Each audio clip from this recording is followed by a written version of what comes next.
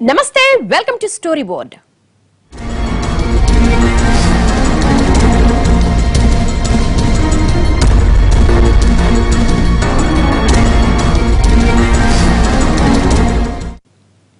ముంబై, ఢిల్లీ, బెంగళూరు, హైదరాబాద్, చెన్నై అన్ని విశ్వనగరాలే. కాకపోతే అన్నిటికీ ఓ కండిషన్ అప్లై అవుతుంది.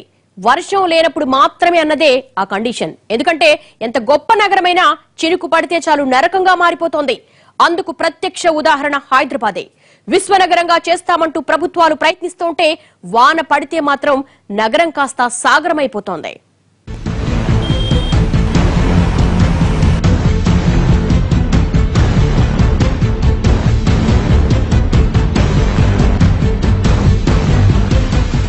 హైదరాబాద్ నెత్తిన భారీ వర్షం, నడిసంద్రమైపోయిన భాగ్యనగరం.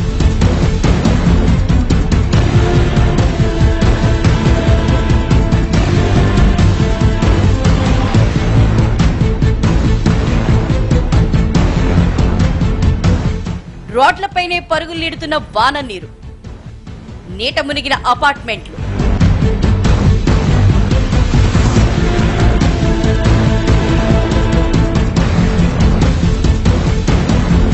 ఏం చెప్పాలి, ఎలా చెప్పాలి? ఒక్కో సిటీ గురించి పాలకులు చెప్పే గొప్పలు వినాలంటే రెండు చెవులు చాలు. తమది విశ్వనగరమని, వరల్డ్ బెస్ట్ అఫోర్డబుల్ సిటీ అని ఇలా అబ్బో చాలా గొప్పలు చెప్తారు. వేల కోట్ల పెట్టుబడులను ఆకర్షించేస్తామని, భవిష్యత్తంతా ఈ నగరానిదే అని గొప్పలు చెప్పుకొస్తారు. ఇక నగరాలు కూడా వాళ్ళ మాటలకు అనుగుణంగానే ఏటా విస్తరిస్తూ వస్తున్నాయి. ఎక్కడి వరకు ఎందుకు? 1990లో 30 లక్షలున్న భాగ్యనగర జనాభా ఇప్పుడు అక్షరాల 1 పైమాటే అన్న అంచనాలున్నాయి. అంటే 25 ఏళ్లలో 3 రెట్లకు పైగా పెరిగిపోయింది. మరి ఈ స్థాయిలో వసతులు పెరగలేదు, సౌకర్యాలు పెరగలేదు. కానీ నగరం మాత్రం అన్ని వైపుల నుంచి విస్తరిస్తూనే వచ్చింది.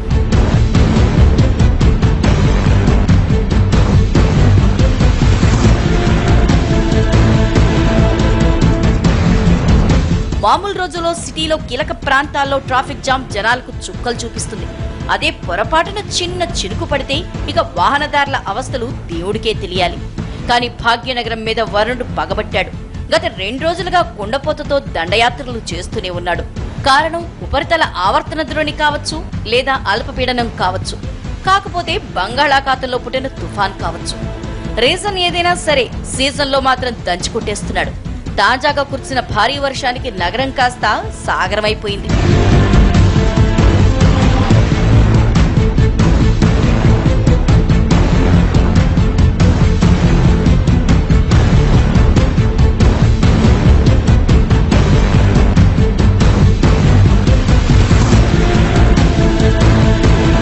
మంగళవారం రాత్రి నుంచి సిటీలో ఎడతెరిపి లేకుండా వాన కురుస్తూనే ఉంది. ఒక్కో ప్రాంతంలో 15 సెంటీమీటర్లకు మించి వాన కురిసింది. కంటిన్యూగా 18 గంటల పాటు కురిసిన ఈ భారీ వర్షానికి సగం నగరం నీట మునిగిపోయింది. కొన్ని ప్రాంతాల్లో అపార్ట్మెంట్లో మొదటి అంతస్తు వరకు వరద నీరు వచ్చేసింది. మరోపక్క రోడ్ల మీద నదుల కన్నా భీభత్సంగా వరద నీరు ప్రవహిస్తూ ప్రజల్ని భయభ్రాంతుల్ని చేస్తోంది.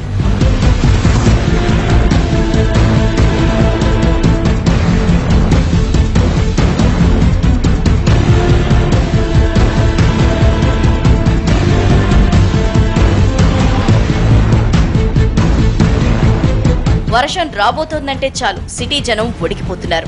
ఎందుకంటే రెక్కాడితే కాని డొక్కాడని పొడుగు జీవుల పాలిట శాపంగా పరిణమిస్తోంది వర్షం. పొద్దున్నే ఆఫీసులకు బయలుదేరే టైంకి ఏమాత్రం చినుకు పడినా ఇక గంటల గంటలు ట్రాఫిక్ జాములతోనే గడిచిపోతుంది.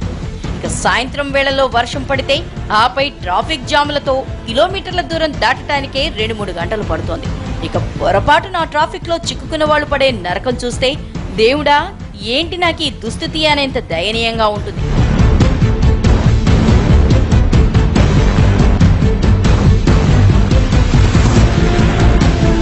చాలాసార్లు ఇట్లానే చూస్తున్నాం. ప్రతి వర్షం పడ్డప్పుడు ఇలా వస్తుంది. ఇక్కడ కాకుండా ముంగటి కూడా వస్తుంది. ప్రభుత్వం వాతావరణ శాఖ హెచ్చరించింది, అయినప్పటికీ అధికారులు మాత్రం ఏం చేయలేదు.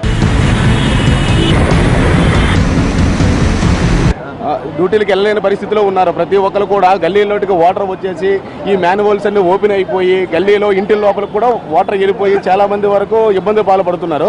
హైదరాబాద్ అంటే the most affordable city in the country అని గొప్పలు చెప్పుకోవడానికి పాలకులంతా ముందుంటారు.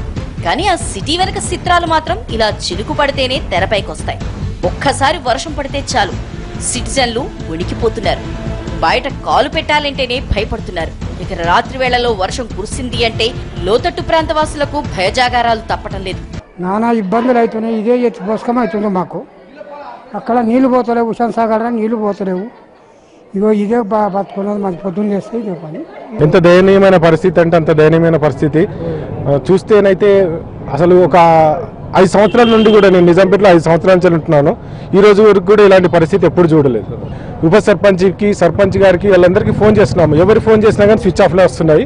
ఎవరికొరు కూడా ఇప్పటి వరకు వచ్చేసి చూసి ఇది పరిస్థితి ఏంటి అనేది పట్టించుకున్న వాళ్ళు అయితే ఎవరు లేరు. గంటలు వేస్తే ఫుల్ వాటర్ ఇదంతా బయటకు రావడానికి చాలా ఇబ్బందిగా ఉంది. తాగడానికి వాటర్ కానీ పాలు కానీ చాలా ఇబ్బందిగా ఉంది. పిల్లలు కూడా చాలా సఫర్ అవుతాం. ఈ కెమికల్ అనేది ఇంకా చాలా దారుణంగా తయారైంది. సిటీలో కష్టాలేముంటాయంటే వర్షం పడ్డాక తెలుస్తుంది అసలు సిటీ అంటే ఏంటో. ఒక్క వానతో రోడ్లన్నీ కొట్టుకుపోయి గుంతలు, రాళ్లు పైకి తేల్తాయి. ఇక ఆ రోడ్ల మీద ప్రయాణం చేస్తుంటే వెన్నుపూసలు విరిగిపోతాయి. ఇక వర్షం పడ్డాక సాయంత్రం బయటకొస్తే చాలు ఏది రోడ్డో ఏది మ్యాన్హోలో కూడా తెలీదు. ఇప్పటి వరకు భారీ వర్షాల తర్వాత నగరవాసుల్ని మింగేసిన మ్యాన్హోళ్ల లెక్కలు తీస్తే కళ్ళు బైర్లు కమ్ముతాయి. అంతేకాదు ట్రాఫిక్ జామ్లలో గంటల పాటు చిక్కుకుపోతున్నారు.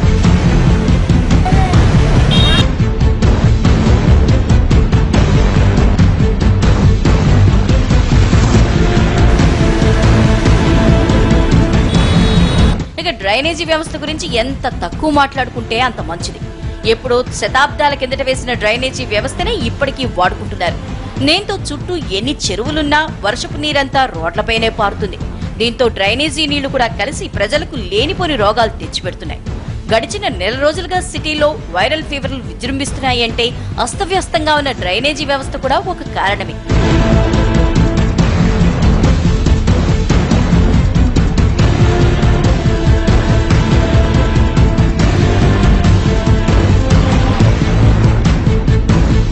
ఈ నగరంలో దుస్థితిని ఎలా వర్ణించాలి? రోడ్డెక్కితే గంటల కొద్దీ ట్రాఫిక్ జామ్. వేసవిలో తాగటానికి చుక్క నీరుండదు. అదే వానాకాలం వస్తే చాలు చిన్న చినుకుకే రహదారులన్నీ గోదారులైపోతాయి. కనీస వసతులుండవు. లెక్కాపత్రం లేకుండానే శివారు ప్రాంతాలు విస్తరిస్తూ వెళ్లిపోతాయి. అడిగే నాథుడుండడు, అడ్డుకునే అధికారి ఉండడు. తీరా ఇలాంటి ఉపద్రవాలు ముంచుకొచ్చి జనం నరకయాతన పడ్డాక తెలుస్తుంది అరే ఇక్కడ చెరువుండాలి కదా అని. అప్పటి వరకు ఆ చెరువును ఆక్రమిస్తున్నా పట్టించుకునేవాడే ఉండడు. ఇదే నిర్లక్ష్యం చెరువులతో కళకళ్లాడాల్సిన భాగ్యనగరాన్ని ఇలా నిత్య నరకంగా మార్చేసింది. ఏమాత్రం ప్రణాళిక లేకుండా విస్తరించిన నగరమే ఇప్పుడిలా నరకానికి ప్రత్యక్ష నకలుగా మారిపోయింది.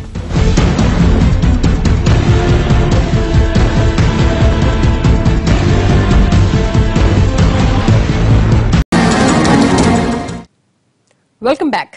ఇదేదో ఒక హైదరాబాద్ నగర దుస్థితే కాదు, దాదాపుగా ప్రతి మెట్రోపాలిటన్ సిటీలో కనిపిస్తున్న వాస్తవం. నగరం అంటే నిత్యం నరకంగా మారిపోయింది. ఉదయం లేచిన దగ్గర నుంచి ఉరుకులు పరుగుల మధ్య సాగే నగరవాసి జీవితం రోడ్డెక్కినా, చీకటి పడినా, వేసవి వచ్చినా, వర్షాలు పడినా, ఏమాత్రం ప్రకృతి రవ్వంత ప్రకోపించినా అస్తవ్యస్తమైపోతోంది. ఒకవేళ ఇప్పుడు మహాకవి శ్రీశ్రీ ఈ నగరాల దుస్థితి చూసి ఉంటే Delhi to Chennai via Hyderabad A metropolitan city చూసినా ఏమున్నది గర్వకారణం, సమస్త నగర జీవితం అత్యంత నరకప్రాయం అని రాసుకుని ఉండేవాడేమో. వాన నీరు, వరద జోరు, ముంచెత్తే కాలువలు, రోడ్లపై డ్రైనేజీలు, అంతులేని ట్రాఫిక్ జాములు, అంతం కాని కన్నీటి కష్టాలు, కావేవి నగరజీవి నరకానికి అనర్హం అని కూడా మరో కవి రాసిపెట్టుకునేవాడు. అవును, ఒక్క హైదరాబాదే కాదు, దాదాపు అన్ని మెట్రోపాలిటన్ సిటీల పాలిట ప్రథమ శత్రువు ఎవరంటే వర్షం అనే సమాధానం చెప్పుకోవాల్సి వస్తోంది.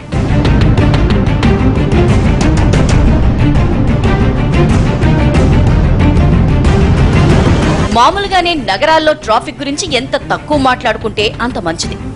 అలాంటిది ఇలా వర్షం పడ్డాక ఆ ట్రాఫిక్ లోకి అడుగు పెట్టడం అంటే చేజేతులా ఉరికంబో ఎక్కి తాడు బిగించుకున్నట్లే.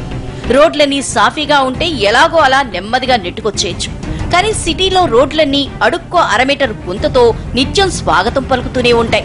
ఈ గుంతల రోడ్లన్నీ నిత్యం నగరవాసుల వెన్నులు విరుస్తూనే ఉన్నా ఆ నొప్పులకు అలవాటు పడి సామాన్యుడు ఎలాగో అలా బతుకుబండిని ఈడ్చుకొస్తున్నాడు. ఇలా అరాకొరా వసతులతో పైపై మెరుగులతో నెట్టుకొస్తున్న నగరాల దుస్థితి ఒక్క వాన పడితే పట్టబయలైపోతుంది.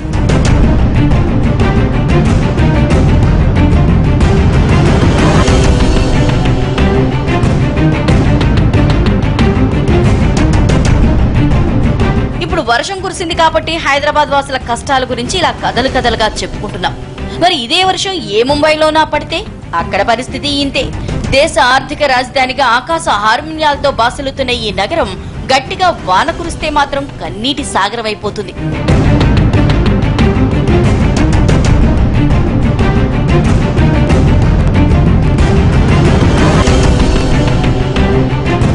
ఓ పక్క విశాల సాగరం ఉన్న దాదాపు ప్రతి ఏటా ముంబై నగరాన్ని వరదలు కబళిస్తూనే ఉంటాయి.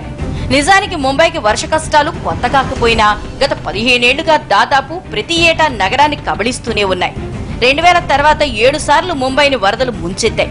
2000, 2005, 2010, 2013 ఇలా ఈ 4 ఏళ్లు మొత్తం ముంబై నగరమే స్తంభించిపోయింది. ముంబైలో జస్ట్ 15 సెంటీమీటర్ల వర్షం కురిస్తే చాలు సిటీ అల్లకల్లోలమైపోతుంది. 2010లో ముంబైలో 2 రోజుల్లో 25 సెంటీమీటర్లకు పైగా కురిసిన వర్షానికి సిటీ వారం రోజులు నీటిలోనే నానింది. పక్కనే విశాల సాగరం ఉన్న ముంబైలో కూడా వాన నీరు వెళ్లడానికి చోటే దొరకలేదంటే కారణం అక్కడ పటిష్టమైన డ్రైనేజీ, ఇతర మౌలిక వసతులు లేకుండా విస్తరించిన నగరమే. ఏమాత్రం ఫ్యూచర్ ప్లానింగ్ లేకుండా చేసిన నిర్మాణాలే మొదటి కారణం.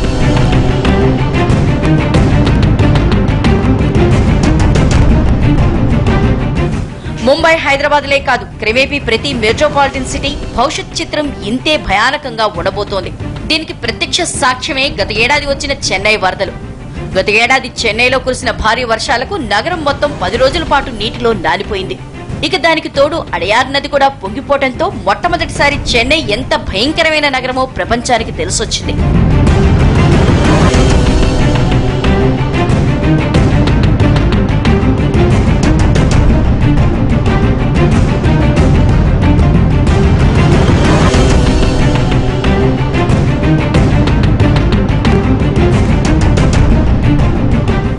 ఆ 10 రోజుల పాటు చెన్నై నగరవాసుల దుస్థితి చూసి ప్రపంచానికే కడుపు తరుక్కుపోయింది. లక్షల్లో జీతాలు తీసుకునే సాఫ్ట్వేర్ ఇంజనీర్లు కూడా అన్నం కోసం తమ అపార్ట్మెంట్ల మీద 3-4 రోజులు ఎదురు చూడాల్సిన పరిస్థితి తలెత్తింది. అసలు చెన్నై విస్తరిస్తున్న గత 25 ఏళ్లలో సిటీ చుట్టూ ఉన్న చెరువులన్నీ ఆక్రమించేసి ఇష్టానుసారం వాటిలో ఇలా అపార్ట్మెంట్లు కట్టేశారు. దీంతో ఒక్కసారిగా భారీ వర్షం కురిస్తే లోతట్టు ప్రాంతాలన్నీ ఇలా నీట మునిగిపోయాయి. ఆక్రమణలకు తోడు నగర నిర్మాణాల విషయంలో ఎక్కడా నిబంధనలు పాటించకపోవడం, పెరుగుతున్న అవసరాలకు అనుగుణంగా నగరాల్ని నిర్మించకపోవడం వల్లే ఈ దుస్థితి తలెత్తింది.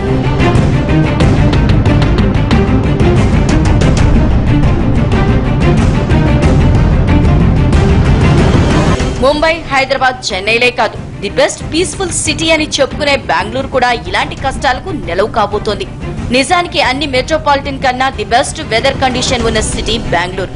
పచ్చని చెట్లతో గార్డెన్ సిటీగా పేరు తెచ్చుకున్న ఈ సిటీలో ఈ వాతావరణం మరో 10 ఏళ్లలో మాయమైపోతుందని వాతావరణ నిపుణులు హెచ్చరిస్తున్నారు. ఇప్పటికే విచ్చలవిడిగా నిర్మాణాలతో బెంగళూరులో పచ్చదనం కరువైపోయింది. ఇక ట్రాఫిక్ సమస్యలకు ఇదే పుట్టినిల్లు అన్నంతగా నగరవాసులు ఇప్పటికే నరకం చూస్తున్నారు. ఇక ఈ అడ్డగోలు విస్తరణ మరింత పెరిగితే బెంగళూరు పరిస్థితి కూడా ఇంతే. ఇక దేశ రాజధాని ఢిల్లీ పరిస్థితి కూడా ఇందుకు భిన్నమేమీ కాదు. ఇప్పటికే న్యూఢిల్లీ, ఇక నోయిడాల మధ్య నిత్యం ట్రాఫిక్ జాములు కామన్ అయిపోయాయి. ఇక అట్టహాసంగా నిర్మించిన యమునా ఎక్స్ప్రెస్ హైవే కూడా ఇలాంటి జామ్ జాటాలకు నిత్య నిలయంగా మారింది. ఇక సిటీలో ప్రజల కష్టాలకు లెక్కే లేదు. ఇక్కడ ట్రాఫిక్ జాముల బాధలు పడలేక చాలా సార్లు ప్రజలు టోల్ గేట్ల మీద దాడులు కూడా చేశారంటే పరిస్థితి అర్థం చేసుకోవచ్చు.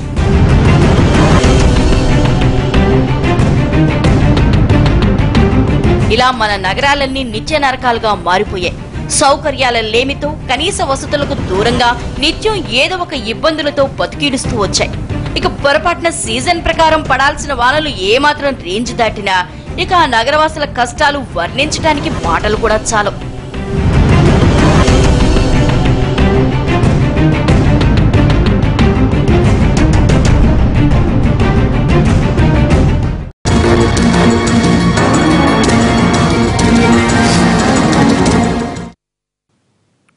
Welcome back. నగరం అంటే అభివృద్ధికి ఆనవాలుగా ఉండాలి, సౌకర్యాలకు ఆలవాలంగా ఉండాలి. విశ్వనగరం పేరు చెప్పగానే ప్రపంచ స్థాయి సౌకర్యాలన్నీ అందుబాటులో ఉండాలి. కానీ మన నగరాలు మాత్రం ఎందుకిలా చిన్నవానికి చిత్తడైపోతున్నాయి? కుండపోత కురిస్తే గుండె కోతను ఎందుకిలా మిగులుస్తున్నాయి? విశ్వనగరం అన్న వెంటనే కండిషన్స్ అప్లై అంటూ ఎందుకంటున్నాయి? నగరాల్లో ఈ విలయాలకు కారణం ప్రకృతా, ప్రజల, ప్రభుత్వాల?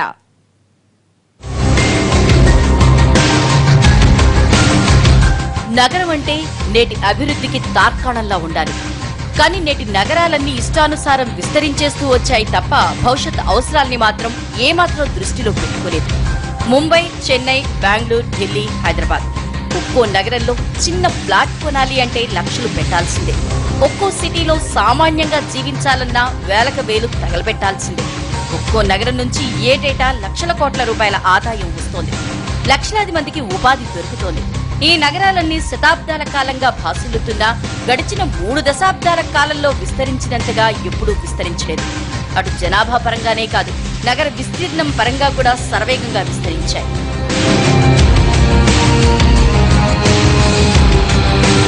ఐటీ రంగం అడుగుపెట్టడంతో రియల్ ఎస్టేట్ రంగం దూసుకెళ్లింది. కొన్ని నగరాల్లో గజం ధర లక్షలు దాటి కోట్లు పలికింది.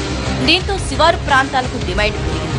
కాస్తంత దూరమైన శివారు ప్రాంతాల్లో నివాసం ఉండేవారి సంఖ్య గణనీయంగా పెరుగుతూ వచ్చింది.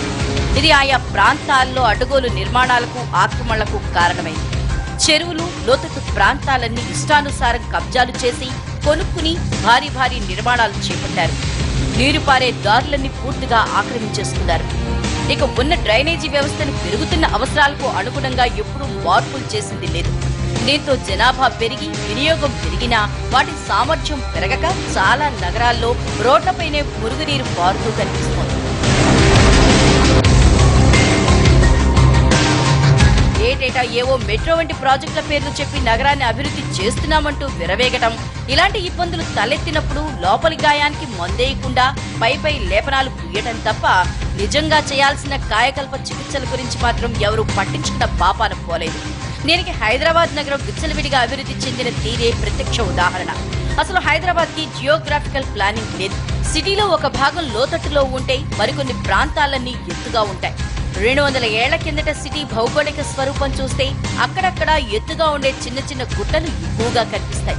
ఆ ప్రాంతాల్లో సరైన డ్రైనేజీ వ్యవస్థ రూపొందించకుండానే నగరాన్ని విస్తరించేశారు. దీంతో పెద్ద వర్షం పడితే అక్కడున్న లోతట్టు ప్రాంతాలన్నీ మునిగిపోతున్నాయి. వాన నీరు ఇంకాలి అంటే కాలువలు, గుంతలు, చెరువులు ఉండాలి. కనీసం మట్టి నేలల్లో అయినా నీరింకుతుంది. కానీ కాంక్రీట్ జంగిల్గా మారిపోయిన మన సిటీలో చుక్క నీరు ఇంకటానికి కూడా ఇసువంత స్థలం లేకుండా పోతోంది. ఆకాశాన్ని తాకిన రియల్ భూమిని క్యాష్ చేసుకోవడానికి కబ్జారాయిళ్లు ఏకంగా దొరికిన అన్ని స్థలాలతో పాటు నీళ్ల నిల్వలు ఉండాల్సిన చెరువుల్ని కూడా మింగేశారు. వాటిని పూడ్చేసి బిల్డింగులు లేపేసి అమ్మేశారు. వాళ్ళు ప్లాన్ తీసుకునేదొకటి, కట్టించి ఉండేదొకటి. అట్లనే నీళ్లు పోయేటువంటి మార్గాలు ఏవైతే ఉన్నాయో ఆ నీళ్లు పోయే మార్గాలను కూడా మూసివేసి ఇళ్ళేసుకోవటం అక్కడక్కడ జరుగుతూ ఉంది. అంటే నీటి ప్రవాహానికి అవి అడ్డుకట్టలు అవుతున్నాయి. దీనివల్లనే ఇప్పుడు ఇక్కడ ఉన్నటువంటి అనేక రకాలైన సమస్యలు. ఇప్పుడు చూడండి, అక్కడ మనకి హుస్సేన్ సాగర్ దగ్గర వేసుకున్నటువంటి ఇళ్ళన్నీ కూడా నిన్న ఈరోజు ఆల్మోస్ట్ వర్షాల్లో అది నీళ్ళల్లోనే ఉన్నాయి. వీళ్ళకి మళ్ళీ ప్రభుత్వం కూడా మళ్ళీ వాళ్ళకి ఎన్ని చర్యలు చేయాల్సి వస్తుంది, అదొక వంతు. సడన్గా ఏ రాత్రే వచ్చి ఆ ఇళ్ళన్నీ కొట్టుకొని పోయేసి ఇవన్నీ చేస్తే ఎట్లా ఉంటుంది చెప్పండి. కాబట్టి ఇవేమిటంటే ప్రభుత్వం ఇన్ని చర్యలు తీసుకున్నా కూడా ఇక్కడ ఆచరించాల్సినటువంటి వాళ్ళు కూడా కొంత లోకల్ అధికారులు ఏవైతే ఉన్నారో వాళ్ళు సక్రమంగా తమ బాధ్యతలు నిర్వహించకపోవడం వల్లనే వర్షం పడితే ఆ నీటిని తమలో దాచుకోవాల్సిన చెరువులన్నీ కబ్జాలకు గురైపోయాయి. 1990 రెవెన్యూ రికార్డులలో హైదరాబాద్ చుట్టుపక్కల 3000కు పైగా చిన్న పెద్ద చెరువులుండేవి. కానీ గత 30 ఏళ్లలో కబ్జాలకు గురై మిగిలిన చెరువులెన్నున్నాయో తెలిస్తే ఆ వరదలు ఎలా వచ్చాయో అర్థమవుతుంది. తాజా లెక్కల ప్రకారం గ్రేటర్లో ఉన్న చెరువులు జస్ట్ 400 మాత్రమే. ఈ చెరువులు కూడా సగానికి పైగా కబ్జాలతో కుచించుకుపోయినవి. ఇదేదో హైదరాబాద్ లెక్కే కాదు, దాదాపు అన్ని నగరాలది ఇదే పరిస్థితి. ఇంతిలా చెరువుల్ని కబ్జా చేయటం వల్ల వర్షం నీరింకే దారి లేక ఆ ప్రవాహం అంతా లోతట్టు ప్రాంతాల్ని ముంచేస్తోంది. ఈ కొత్త కాలనీస్ వచ్చాయి, ఇవన్నిటికీ తట్టుకోలేని పరిస్థితి. కాబట్టి కొత్త వ్యవస్థ ఏర్పరిచినా కానీ పాత దాంతో సమన్వయం చేయాల్సిన అవసరం వచ్చింది. తర్వాత వీటికి డ్రైనేజీ వ్యవస్థ సక్రమంగా డెవలప్ కాకపోవడం వల్ల ఇది వస్తున్నది. ఒకటి రోడ్డు వ్యవస్థ కూడా, కట్టడాలు కూడా, ఇవన్నీ. తర్వాత రెండోది ఏంటంటే ఇప్పుడు సిమెంట్ అయిపోయింది. రోడ్లు సిమెంటు, లేకపోతే తార్ రోడ్లు అయిపోయాయి. తర్వాత పట్టణ ఇప్పుడు మొత్తం భవనాలన్నీ కూడా సిమెంటే కదా. మొత్తం నీళ్ళన్నీ ఎక్కడికి పోతున్నాయి. అంతకుముందు ఏముంది కదా అంటే విశాలమైనటువంటి స్థలం ఉన్నప్పుడు కొంత భూమి తీసుకునేది, దాటికి ఏ విధంగానైతే నీరు పోవాల్సిన వ్యవస్థ అప్పుడు ఉండేది, అది డిస్టర్బ్ అయిపోయింది. ఆ డిస్టర్బ్ అవడం వల్ల ఈ ప్రాబ్లం వస్తుంది. ఇక ఇష్టానుసారం శివార్లలో వెలుస్తున్న మురికివాడలు కూడా ఈ వరదకు కారణమవుతున్నాయి. కనీసం డ్రైనేజీ వ్యవస్థ లేకుండానే వెలిసిన ఈ స్లమ్స్ తో ఎక్కడ లేని సమస్యలు పుట్టుకొస్తున్నాయి. అధికారిక లెక్కల ప్రకారం సిటీలో 1500 స్లమ్స్ ఉన్నాయి. వీటిలోనే సిటీలో సగానికి పైగా జనాభా నివాసం ఉంటోంది. ఈ సగం బస్తీలో డ్రైనేజీ వ్యవస్థే లేకపోవడంతో వాన పడితే చాలు బస్తీలన్నీ నీట మునుగుతున్నాయి. 1998లో వన్ టైం ప్రోగ్రామ్ బీఆర్ఎస్ వచ్చింది. 10 ఏళ్ల తర్వాత వన్ టైం ప్రోగ్రామ్ అంటూ బిల్డింగ్ పెనలైజేషన్ స్కీమ్ వచ్చింది. గత సంవత్సరం రాష్ట్రం విడిపోయిన తర్వాత ఇక్కడ తెలంగాణ ప్రభుత్వం అటు ఆంధ్రప్రదేశ్ రెండూ కూడా మళ్ళా బిల్డింగ్ పెనలైజేషన్ స్కీమ్ ఇదే లాస్ట్ టైం అంటూ, అంటే 10 సంవత్సరాలకు ఒకసారి అధికారంలో ఉన్న పార్టీలు ప్రభుత్వాలు అక్రమ నిర్మాణాలని క్రమబద్ధం చేసుకోండి అంటూ స్కీములు తీసుకొచ్చిన తర్వాత ఏ నిర్మాణదారుడైనా మీకు చట్టాలు గౌరవిస్తాడా, లేకపోతే ఏ అధికారైనా చట్టాలని కఠినంగా అమలు చేయగలడా? ఇది ఒక దౌర్భాగ్యమైనటువంటి పరిస్థితి. కాలంతో పాటు కాంక్రీట్ జంగిలుగా మారిపోతున్న నేటి నగరాల్లో కనీసం వర్షం నీరు చుక్క కూడా ఇంకడానికి ఛాన్స్ లేకుండా పోతోంది. ఇది వర్షాకాలంలో భారీ వరదలకు కారణమైతే నీరు ఇంకే అవకాశం లేక భూగర్భ జలాలు కూడా పడిపోయి వేసవిలో తీవ్ర నీటి ఎద్దడికి దారితీస్తోంది. సిటీలో వర్షాకాలంలో నీట మునిగే చాలా ప్రాంతాల్లో వేసవిలో 1000 అడుగుల బోర్లు వేసినా నీళ్లు పట్టం లేదంటే కారణం ఇదే. దాదాపు అన్ని నగరాల్లోనూ వేసవిలో నీటి ఎద్దడి ఏటేటా పెరుగుతూ వస్తోంది. ఎప్పుడో శతాబ్దం కిందట నిర్మించిన డ్రైనేజీ వ్యవస్థ మీదనే ఇప్పుడున్న మెట్రోపాలిటన్ సిటీలన్నీ ఆధారపడుతున్నాయి తప్ప ప్రణాళికాబద్ధంగా సిటీని విస్తరించడం లేదు, నిర్మించుకోవటమూ లేదు. ఇప్పటికే నిర్మించిన పాత నగరాల్ని మార్చుకోలేము. కనీసం విస్తరిస్తున్న నగరాన్నైనా చండీగఢ్ మాదిరిగా ప్రణాళికాబద్ధంగా నిర్మించుకుంటే భవిష్యత్తు కష్టాలు తగ్గుతాయి. లేకపోతే ముందు ముందు వెరసి వేసవిలో నీటి ఎద్దడి, వర్షాకాలంలో ఈ వరదల బెడద మన సిటీల్ని కబళించక మానదు. ఒకప్పుడు మన నగరాలన్నీ నరకానికి నకళ్ళు కాదు, ప్రత్యక్ష నరకాలుగా మారక తప్పదు. ఇది వాళ్ళ స్టోరీ బోర్డ్.